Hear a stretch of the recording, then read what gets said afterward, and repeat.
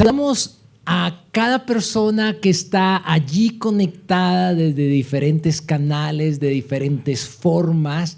Nos alegra que nos hayas elegido y que estés aquí con nosotros, y creemos que Dios también tiene algo para decirte a ti que estás virtualmente y a ti que estás presencialmente, y que la palabra de Dios no tiene nada que la pueda detener. Y creemos que va a bendecirnos de una manera muy bonita y muy especial. Estamos en una campaña de 2 meses. Tenemos junio y julio trabajando en un solo tema que se llama fe inquebrantable. Queremos que tu fe no sea raquítica, desnutrida, debilucha, sino que sea fuerte para enfrentar la vida, que es como una montaña rusa que sube, que baja y que vuelve a subir. Pero necesitamos una fe que nos sostenga. Y hemos estado combatiendo enemigos de la fe. Y dentro de esos enemigos están palabras que utilizamos que hacen como que opacan nuestra fe, como que la retienen. Vimos hace unos cuantos días 2 palabritas antife, y son cuando respondemos, pero ¿con qué? ¿Con qué plata? ¿Con qué tiempo quiere que haga eso? ¿Con qué recursos? Yo no puedo. Usamos ese con qué y retenemos, encapsulamos nuestros sueños y los anulamos o los hacemos imposibles. Pero vimos que tenemos un Dios para el cual todo es posible. Hay otras palabras y hoy quiero trabajar en 2 palabras más. 2 palabras que tenemos que sacar de nuestro vocabulario. No pueden estar ahí. Que cuando a ti se te salga, ay, pero ¿con qué? El Espíritu te recuerde, te reprenda y te ayude a reemplazar esas palabras. Pero aquí van 2 palabras más que es necesarias sacarlas de la boca, sacarlas de tu vocabulario. Y son cuando respondemos diciendo, ¿ya qué? Ya no hay nada que hacer. Ya se me fue el tren. Ya me quedé aquí. Ya el doctor dijo, ya no hay nada que hacer. Y aún más, es que ya salió el examen, el resultado, ya ni modo. Y respondemos de esa manera. Y esas 2 palabras, ya que, son antibíblicas, antife, anti todo. Son palabras que no pueden estar en tu boca. Porque hemos tomado aspectos de nuestra vida, sueños, desafíos, y con esas 2 palabras los hemos matado. Y ya 0 esperanza, y los hemos enterrado y están enterrados, y a veces les llevamos flores. Pero hoy el Señor, a través de su palabra, quiere resucitar aquello que tú enterraste. El Señor no fue el que lo enterró. Tú fuiste el que enterraste ese sueño. Pero para el Señor ese sueño sigue vigente y está en los planes que tiene contigo y tu familia. No ha cambiado y no cambiará y continuará. Pero tú lo enterraste y el Señor hoy te va a enseñar cómo resucitar aquello que tú has enterrado. Tu fe puede volver a vivir. Y Juan, en el capítulo 11, nos deja registrada una historia de muerte a vida. Y nos va a enseñar de qué manera nuestra fe puede resucitar. Porque aunque hay aspectos de tu vida que tú los tienes, digamos, funcionando y andando y oras por eso y tienes fe, hay otros que solo tú conoces, nadie más, los enterraste. Y el Señor hoy viene a hacer un milagro en eso que enterraste y lo va a resucitar en su nombre. Acompáñame al versículo 1 de esta historia, fascinante historia de la Biblia. ¿Sabe? Nos fascina la Biblia. Es un deleite, es el mejor libro del mundo, es el libro más vendido en todo el mundo, más traducido, que se sigue traduciendo, porque es la respuesta de Dios para seres humanos como tú y como yo, anhelosos de ser fortalecidos y de resucitar aquellas cosas que hemos enterrado. El versículo 1 nos cuenta y nos introduce esta historia que dice de la siguiente manera: un hombre llamado Lázaro estaba enfermo. Vivía en Betania con sus hermanas María y Marta. María era la misma mujer que tiempo después derramó el perfume costoso sobre los pies del Señor y lo secó con sus cabellos. Su hermano Lázaro estaba enfermo, así que las dos hermanas le enviaron un mensaje a Jesús que decía: Señor, tu querido amigo está muy enfermo. Cuando Jesús oyó la noticia, dijo: la enfermedad de Lázaro no acabará en muerte. Al contrario, diga conmigo, al contrario. Porque eso mismo va a pasar en tu vida, al contrario. Lo que tú pensabas, al contrario, Dios tiene algo diferente. Y dice: sucedió para la gloria de Dios, a fin de que el Hijo de Dios reciba gloria como resultado. Este par de hermanas, Marta y María, parece ser que son mujeres de fe. Son amigas del Señor Jesús. El Señor Jesús, cuando iba para Jerusalén, paraba y tomaba tinto en esa casa. Daban buen tinto. Y les contaba sus aventuras, sus historias, sus caminatas, las cosas que él hacía, y la fe de estas mujeres se fortalecía. Pero llegó la enfermedad a la casa. ¿Alguien ha tenido que luchar con la enfermedad? Cuando la enfermedad golpea la casa, la fe tiembla.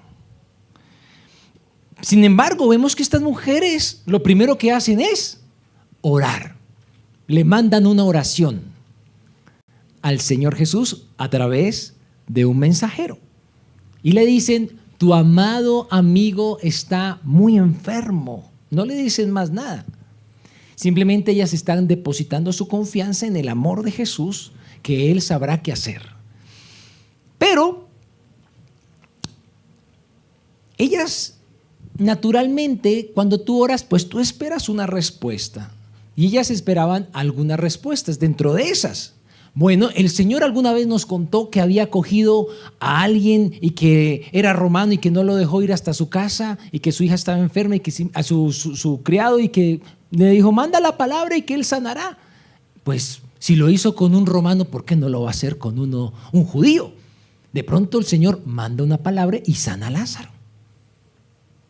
O la otra opción es que una vez que le informen que está muy enfermo, su amado amigo, pues se va a venir a toda prisa y va a llegar, va a poner sus manos sobre él, va a entrar a la casa como ha entrado en otras casas y lo va a sanar. Eso esperaban ellas. Los mensajeros regresaron y lo vieron al mensajero regresar, pero sin Jesús. O sea que no fue la primera. No fue que el Señor se viniera rápidamente. Tampoco aparentemente había recibido un milagro Lázaro. Así que cuando lo ven llegar de esa manera y las circunstancias se estaban poniendo difíciles, su corazón empieza a tambalear, su fe empieza a tambalear un poco. ¿Y qué dijo?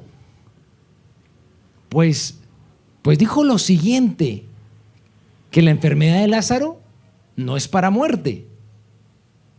Al contrario, que es para que el Hijo de Dios reciba gloria.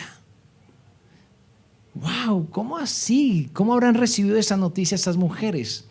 Me llama la atención algo. Eso que Jesús les manda decir, más que una palabra, más que una promesa, es un propósito. Más que una palabra, más que una promesa, es un propósito, y les lanza ese propósito para que lo guarden en su corazón y con ese propósito se sostengan en medio de cómo va a transcurrir la enfermedad de Lázaro. Posiblemente tu fe en algún momento estaba fuerte, tú decías amén y lloraba y yo clamaba y yo era una mujer que, mejor dicho, pero algo pasó en tu vida y vino un golpe como este y tú te quedaste esperando y si no llegó respuesta y le dije a Dios y hasta estoy todavía enojada con Dios y tu fe fue golpeada fuertemente. Tienes que entender algo, que una vez que tu vida fue comprada por Él, tu vida tiene un propósito mayor del que tú imaginas, que aunque no lo comprendas, no deja de ser propósito, y que aunque a veces tarde, no deja de haber propósito. Dios tiene un propósito con tu vida y tienes que descubrir ese propósito, como ellas pudieron escuchar ese propósito de Él, para que ese propósito te sostenga en medio de la tribulación de tu fe. Dice que el versículo 5 que Jesús amaba a Marta, a María y a Lázaro. Y el 6 dice que se quedó donde estaba 2 días más. Oiga, eso parece que las amaba, pero se quedó, no fue rápido. Eso como que no cuadra. Venga, si me ama, muévalo. Si me ama, evidéncielo viniendo rápido, pero no. Dice que la ama, ama a esa familia, pero que se queda quietico allá. ¿Usted cómo entiende eso? ¿Acaso usted en sus esperas con Dios no le cuestiona eso? ¿No es que me amas? ¿Y por qué no me respondes? Pero Juan nos deja esta perla de estos versículos 5 y 6. Esto es una perla para que tú entiendas algo. Las demoras de Dios no son ausencia de amor por ti ni tu familia. El dueño del tiempo es Él y Él sabrá en qué momento. Pero nunca permitas en tu corazón y en tus pensamientos que la ausencia de una respuesta sea falta de amor de Él por ti. Porque si lo dio todo en la cruz, está dispuesto a darte todas las cosas. Dice que pasado el tiempo, versículo 7, dijo a sus discípulos, o sea, pasado esos días, volvamos a Judea. Pero sus discípulos se opusieron diciéndole, Rabí, hace solo unos días la gente de Judea trató de apedrearte. ¿Irás allí de nuevo? Y Jesús contestó, cada día tiene 12 horas de luz. Durante el día la gente puede andar segura y puede ver porque tiene la luz de este mundo. Pero de noche se corre peligro de tropezar porque no hay luz. Los discípulos tenían miedo. Si volvemos, nos matan a Él y nos matan a nosotros, nos matan a todos. Ya el tema social, la persecución contra Jesús en ese momento estaba agitadísima. Y le cuestionan, ellos que son los más cercanos le cuestionan. ¿Cómo se te ocurre decir que volvamos allá? Y a veces las personas más cercanas de nosotros, cuando se activa esa fe en nuestro corazón y decimos voy a volverlo a intentar, a veces esos cercanos nos dicen, ¿acaso no se acuerda lo que le pasó la vez pasada? ¿Cómo se le ocurre volver a intentarlo? Y nos cuestionan y hasta nos dan argumentos, pero el Señor Jesús deja aquí una razón poderosa para quitar todo argumento de quien nos diga, ¿otra vez lo va a intentar? Usted sí es que es bien necio, terco, torpe, testarudo. No entiende la primera. Bueno, tantos dichos que tenemos para decir eso. Y el Señor Jesús da una razón poderosa porque cuando tú vuelves a intentarlo, tu fe resucita. Cuando tú vuelves a intentarlo, algo ocurre poderoso. Se vuelve a activar el cielo en tu vida. Se activa lo sobrenatural cuando tú vuelves a intentarlo. Y la razón que él da es la siguiente: como él en este capítulo se quiere presentar como la resurrección y la vida, y los discípulos le dicen, ¿cómo se te ocurre ir allá? Te van a matar. Pero él les está diciendo, si yo soy la resurrección y la vida, si me matan, pues resucito, porque soy la resurrección y la vida. Y finalmente eso fue lo que hizo por nosotros. Él no tiene miedo a la muerte, venció la muerte. Y si a veces lo que más tememos es la muerte, recuerda que Él es la resurrección y la vida. Y lo que les está diciendo en estos versículos de las 12 horas del día es: mientras haya vida, podemos volverlo a intentar. Mientras haya vida, mientras podamos tener los ojos abiertos, vamos a aprovechar el tiempo. Mientras tengamos la oportunidad, vamos a volverlo a intentar. Mientras tengamos el momento, vamos a volverlo a intentar. Eso es lo que les está diciendo. Y lo más hermoso es que utiliza ese simbolismo de la luz, y Él es nuestra luz que nos guía los pasos para volverlo a intentar y no tropezar. Así que eso que tú enterraste, en el nombre del Señor, hay un propósito contrario al que tú has creído, y mientras tengas vida, puedes volverlo a intentar y que tu fe vuelva a resucitar en ese tema y en ese aspecto de tu vida. Hay una frase que escuché hace mucho tiempo que dice que el hombre de Dios es inmortal hasta que cumpla su propósito. Me ha gustado esa frase y la veo que el Señor Jesús está diciendo: no tengo miedo, yo tengo es un propósito, y tú necesitas no tener miedo. Y si tienes miedo, avanza, porque hay un propósito sobre tu vida más alto que tus miedos. Tus miedos lo único que quieren hacer es apagarte, amarrarte, pero tú vas con Cristo, tú vas con Él. Él es tu ayuda y tu luz. El versículo 17 continúa contándonos la historia, que dice que cuando llegaron a Betania, le dijeron que Lázaro llevaba ¿cuántos días muerto? 4. Betania quedaba solo a unos pocos kilómetros de Jerusalén, así que mucha gente se había acercado para consolar a Marta y a María por la pérdida de su hermano. Cuando Marta se enteró de que Jesús estaba por llegar, salió a su encuentro. Pero María se quedó en casa y Marta le dijo a Jesús lo siguiente: Señor, si tan solo hubieras estado aquí, mi hermano no habría muerto. En otras palabras, Marta lo que le está diciendo es: ¿ya qué? Ya llegó muy tarde. Ya se murió. No hay nada que hacer. Sin embargo, Marta continúa, aunque le está diciendo eso. Mira lo que le dice enseguida: pero aún ahora yo sé que Dios te dará todo lo que le pidas. Como que el simple hecho de ver a Jesús hace que la fe de Marta recuerde las promesas, recuerde la palabra, como que se activa. Porque cuando tú te acercas a la presencia de Jesús, algo sobrenatural ocurre en ti. Y ella le dice: yo sé que todo lo que le pidas al Padre, Él lo va a hacer. Y Jesús le dice: tu hermano resucitará. Es cierto, respondió Marta, resucitará cuando resuciten todos en el día final.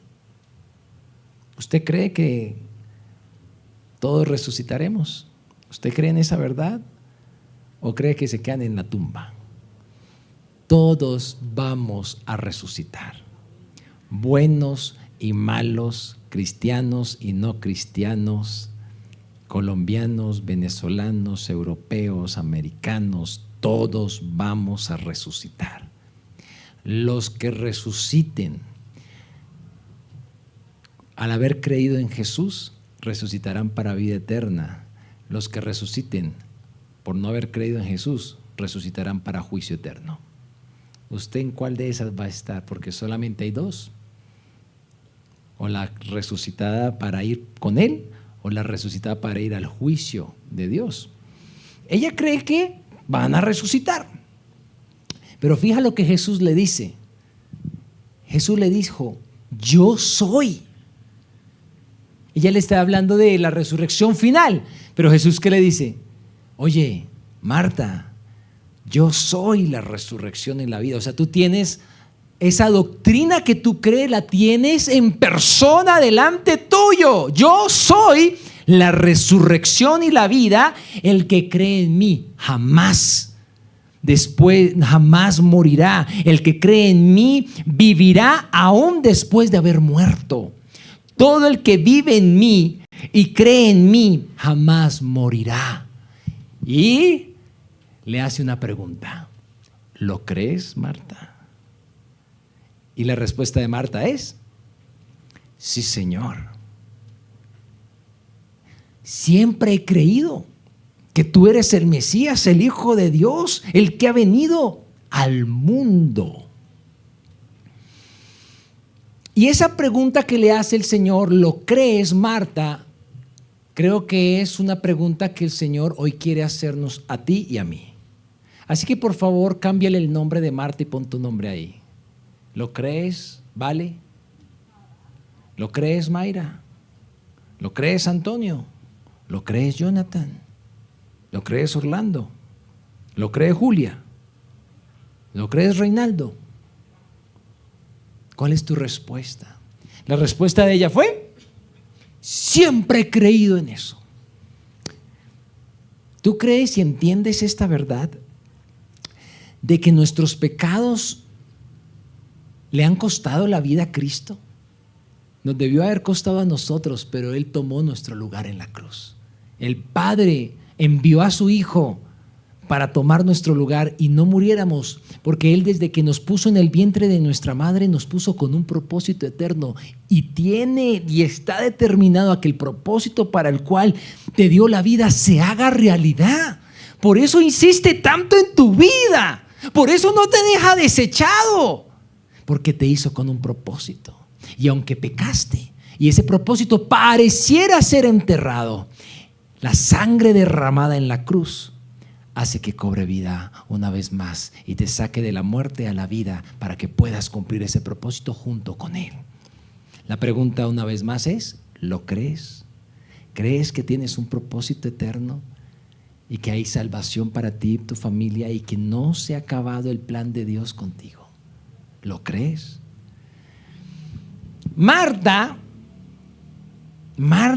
le dice, siempre he creído, o sea, como que ella tiene clara esa doctrina bíblica, como que era muy juiciosa estudiando y le gustaba el tema y todo lo que ella dice es muy claro y argumenta tremendamente. O sea, ella tiene clara la teoría. Vamos a ver, cuando la pasa a la práctica, cómo le funciona. ¿Listo? En unos minutos vamos a ver eso. Mientras tanto, veamos cómo reaccionó la hermana, María. Marta fue donde María en secreto y le dijo, el maestro te necesita. Está aquí, te necesita. Versículo 29, María salió enseguida a su encuentro. Jesús todavía estaba fuera de la aldea, el lugar donde había encontrado a Marta. Cuando la gente que estaba en la casa consolando a María la vio salir con tanta prisa, creyó que iba a la tumba a llorar a Lázaro. Así que la siguieron. Cuando María llegó y vio a Jesús, léalo conmigo por favor, ¿qué hizo?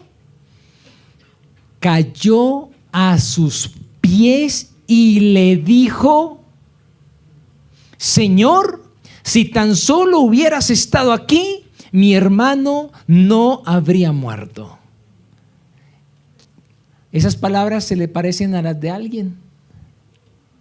¿Quién dijo estas mismas palabras? Su hermana. Las mismas palabras. O sea, ellas dos ya habían hablado juntas y habían tenido una conversación antife. Ya que no llegó, pues ya que ya no hay nada que hacer. Y tanto la una como la otra le dicen exactamente lo mismo. Pero por favor, es interesantísimo notar lo siguiente. La fe de estas dos mujeres fue golpeada con algo inesperado. ¿Qué diferencia ves tú? Las dos dijeron lo mismo. Señor, Si hubieras estado aquí, nuestro hermano no habría muerto. Las dos dijeron lo mismo, pero cada una hizo algo también adicional o diferente. ¿Qué es? ¿Qué viste? ¿Quién lo dijo? María lo que hizo fue caer a sus pies, abrazarle los pies, llorar, porque quiero decirte una cosa, escúchame, cuando tú tengas ganas de llorar, el mejor lugar para llorar es los pies del Señor. No hay mejor lugar para llorar. No hay mejor lugar para llorar que en la presencia de Dios. Y vemos a María ahí. Pero entonces, ¿cuál es la diferencia con Marta? ¿Cómo es que Marta enfrenta ese momento con el Señor? Cada una tiene su forma, le dicen lo mismo, pero cada una tiene su forma. Una a los pies y la otra, pues usted vio todo lo que ella le dijo, con argumentos, con teología, con su teoría, con la Biblia. Le dice con todos esos argumentos. ¿Hay alguna que estuvo mal o alguna que estuvo bien? Ambas están en una fe temblorosa. Una se refugia en los pies y la otra se refugia en la palabra. ¿Está mal alguna? ¿Cierto que no? Se complementan. Y nos están mostrando que hay lugar para cada uno de nosotros para, en medio de nuestras crisis de fe, sea a los pies y en la palabra, poder encontrar una salida para que nuestra fe vuelva a vivir y a fortalecerse. Son válidas. Lo que me llama así mucho la atención es que cuando Marta le dice a María, el maestro está aquí y quiere verte. Vuelvo y lo repito, el maestro está aquí y quiere verte. Esas son palabras del Señor para alguien hoy aquí. El Señor vino a visitarte y quiere verte.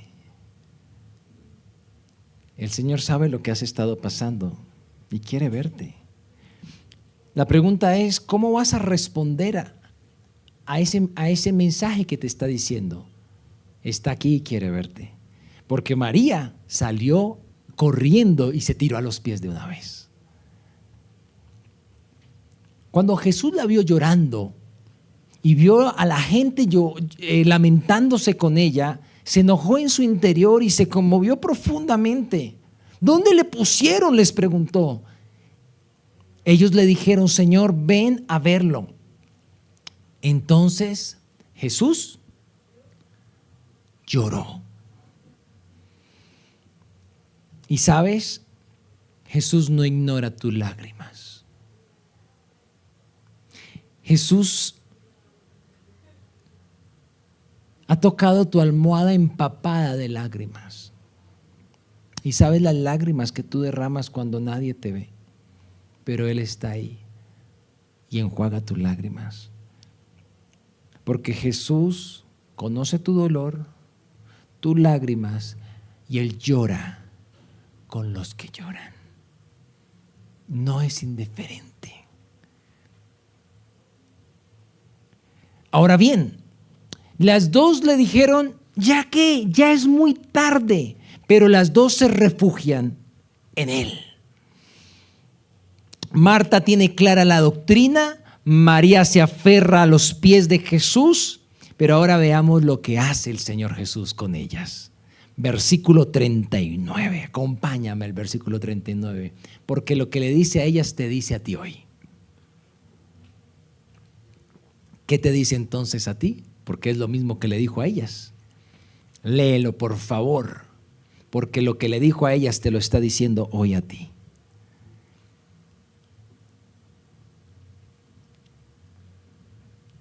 Versículo 39 dice, corran la piedra.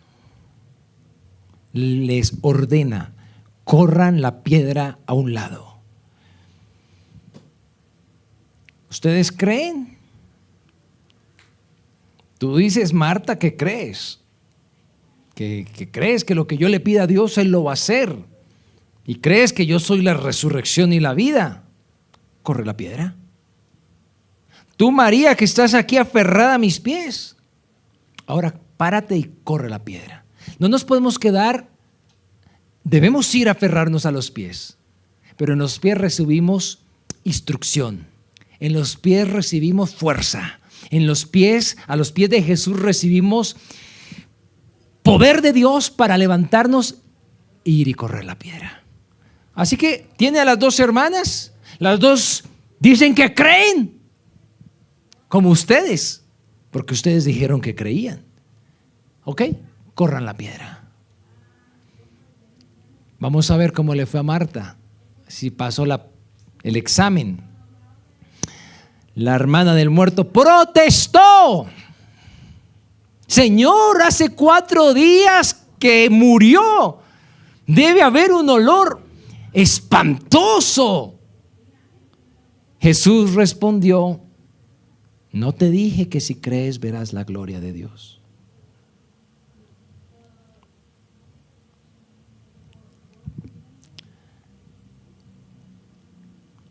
Ellas le dijeron que creían de alguna manera, pero en el momento de activar su fe, protestaron, argumentaron, pusieron peros.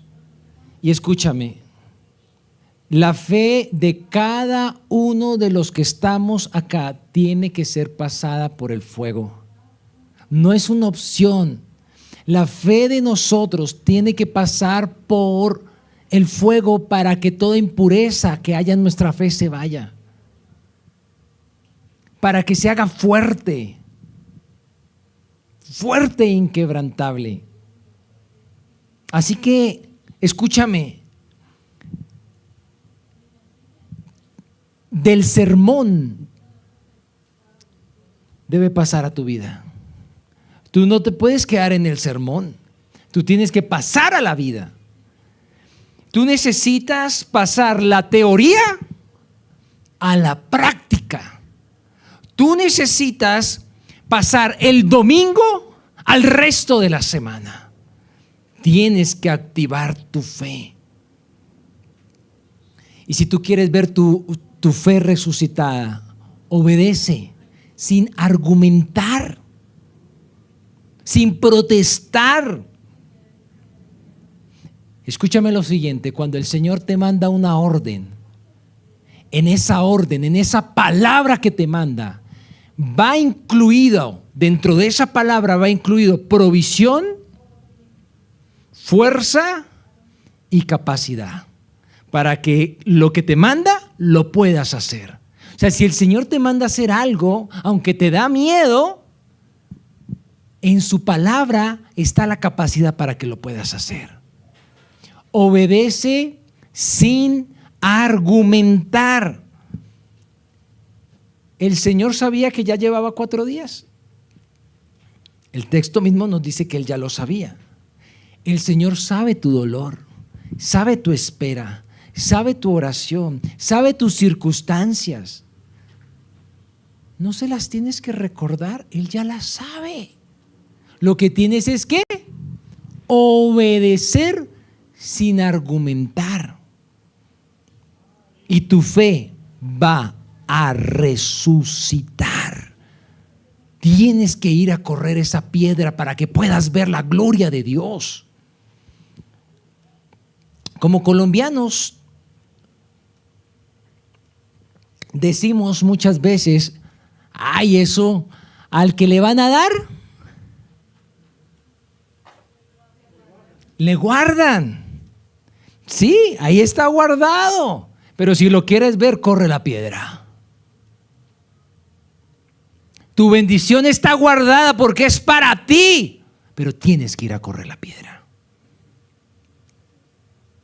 Obedece sin argumentar, sé fuerte, sé valiente, esfuérzate, avanza. El versículo 41 dice que corrieron la piedra a un lado. Finalmente, después de la exhortación, la corrieron.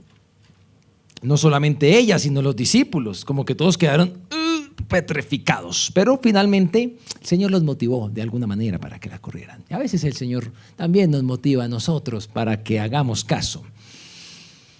Entonces Jesús miró al cielo y dijo: Padre, gracias por haberme oído. Tú siempre me oyes, pero lo dije en voz alta para el bien de toda esta gente que está aquí, para que crean que tú me enviaste.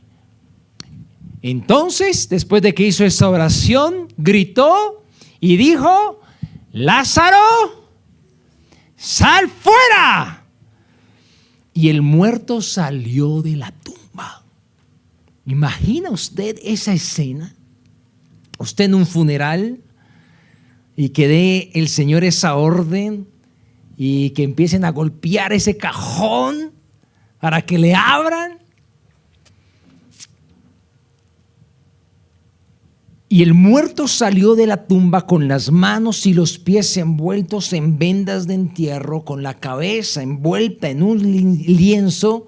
Y Jesús dijo: quítenle las vendas y déjenlo ir.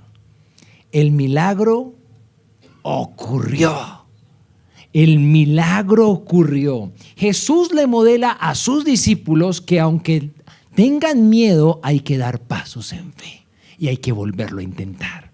Le modela a las hermanas y a los discípulos que aunque estemos aferrados a sus pies y aunque conozcamos la doctrina correcta, debemos levantarnos e ir a la tumba y moverla. Les modeló y les exhortó a hacer eso. Pero ahora hace esta oración. Una oración en público, que todo el mundo la escuchara. Y nos preguntamos: ¿y cuál será la intención? ¿Por qué hace esa oración así? Seguramente tú has escuchado a alguien decir alguna vez: yo no digo nada hasta que no ocurra. Porque si digo, no ocurre. ¿Sí? ¿Usted conoce a alguien que dice así? ¿Sí? ¿Usted conoce a alguien que dice así? ¿Usted lo conoce íntimamente? Está sentado en su silla. No, yo no digo nada hasta que no pasa. Solo te voy a contar a ti. ¿Para qué? Pero no le digas a nadie. Eso es antife. Porque lo que el Señor está mostrando en este pasaje es un método completamente diferente. Él está diciendo que lo sepan todos, para que cuando ocurra, sepan que Dios ha respondido a mi familia, pero se beneficien las demás familias y ellos puedan creer también.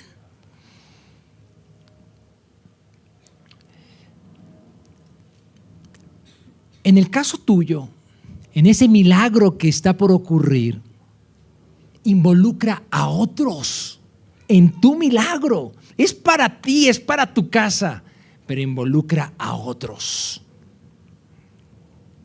Ya sea para que te ayuden a correr la piedra, porque de pronto te da cosita y es de esfuerzo, pero pídele a otros que te ayuden a correr la piedra que no te deja ver la gloria de Dios. Pero también puedes involucrar a otros uniéndolos en tu oración, diciéndoles: acompáñame a orar por esta petición que le estoy haciendo al Señor. Y cuando se comparten las peticiones delante de Dios, algo sobrenatural ocurre. Se activa el cielo a tu favor y para tu casa. No, yo no le digo nada. Esto es entre Dios y yo. No es el método de Dios. La Biblia dice: oren los unos por los otros. Pónganse de acuerdo en oración y verán que el Dios del cielo les va a responder. Únelos de tal manera que cuando ocurra el milagro, no solamente tú te fortalezcas, sino todos se fortalezcan en su fe y se levanten. Algo más. Solo Dios puede hacer lo sobrenatural. El volverlo a intentar lo debes hacer tú, ¿cierto? El correr la piedra solo lo puedes hacer tú. ¿Puedes pedir ayuda? Claro que sí, pero solamente lo puedes hacer. Pero resucitar al muerto, solo lo puede hacer Él. Y cuando oramos, se activa el poder de Dios. En lo que no está en nuestro alcance, cuando oramos, viene lo sobrenatural, vienen los milagros del Señor. Pero es interesante la oración que nos plantea el Señor acá. ¿Cómo oró el Señor? ¿Cuál fue su oración? ¿Usted quiere ver un milagro? Ore como Él oró. Él gritó en su oración para que se hiciera el milagro. Él, ya después de que oró, dio una orden fuerte a Lázaro. Y Dios, después de que tú ores, va a dar órdenes fuertes para que ocurra lo que debe ocurrir. Y va a mover cielo y tierra para que ocurra lo que está a tu favor y el propósito de tuyo. Pero la oración básicamente, ¿cuál es? La oración de Él. Padre, gracias por haberme oído. Padre, gracias por haberme oído. Y esta oración nos enseña por lo menos dos cosas. La primera, no se duerma. La primera, porque esta oración la tienes que hacer tú. La primera, Padre. ¿Qué está diciéndole? Estoy tan cerca a ti, tenemos una relación tan estrecha que yo confío que tú eres mi papá, y si eres mi papá, cuidas de mí, respondes a lo que te pido, siempre estás atento. Y es lo que tú debes trabajar en una relación íntima y estrecha con tu papá, Dios que te ama y te quiere escuchar y en quien tú puedas descansar tus oraciones. Padre. Por eso Él nos enseñó a orar así, ¿no? Padre nuestro. Pero la otra parte de la oración es todavía más impactante. En vez de decirle, Padre, haz este milagro, lo que le dice es, gracias por haberme oído. Probablemente el Señor Jesús ya había hablado constantemente con el Padre y el Padre le había dado instrucciones e iba a hacer este milagro y ya habían orado. Pero acá lo que está diciendo es, Padre, gracias por haberme oído. Y acá nos da un énfasis. Cuando tú estás pidiendo por un milagro, tú se lo pides al Señor y luego le das gracias por anticipado de que ese milagro va a ocurrir. ¿Qué es lo que hace el Señor? Dale gracias por lo que Él ya te escuchó en tu petición. Trabaja en la gratitud. Eso es fe. Cuando tú ya usas la gratitud, agradecer por adelantado, eso se llama fe. Fe. Así que involucra a otros en tu milagro, tanto en oración, en ayuda, en compañía e incluso en lágrimas. Y vamos a sacar de nuestro léxico las palabras con qué y ya que. No puedes volver a tener esas palabras en tu boca.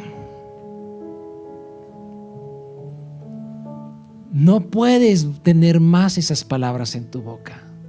Son palabras antibíblicas, antife, antisueños. Son palabras realmente del infierno que quieren sacarte del propósito divino. No son palabras de Dios. Ni las permitas en tu mente ni se las digas a nadie.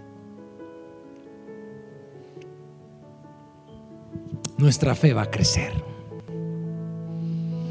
Nuestra fe va a ver milagros. Va vamos a ver lo que no hemos visto. Vamos a ver lo sobrenatural de Dios.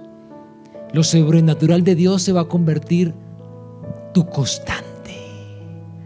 Hoy lo viste y mañana lo vas a volver a ver, como Dios está a tu favor, porque es tu papá, que te ama, que te ayuda, que te cuida, que si le pides un pan no te da una roca, que si le pides otras cosas, un huevo, no te va a dar una serpiente, que si le pides el Espíritu Santo te va a rebosar de Él y te va a acompañar en cada decisión de tu vida, y vas a tener esa comunión que el Señor Jesús en su ministerio terrenal tenía con Él, que lo guiaba y lo instruía a hacer la voluntad del Padre, a afrontar los retos, los riesgos, a crecer, a dar pasos, a activar la fe de otros, a involucrar a otros en los milagros.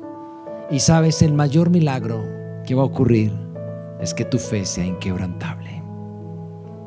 Y cierro con esta frase que dice: aunque todo parezca perdido, en Jesucristo, que es la verdad y la vida, en Jesucristo, que es la resurrección y la vida, todo puede ser restaurado, transformado y redimido. Aunque todo parezca perdido, en Jesucristo, quien es la resurrección y la vida, todo puede ser restaurado, transformado y redimido.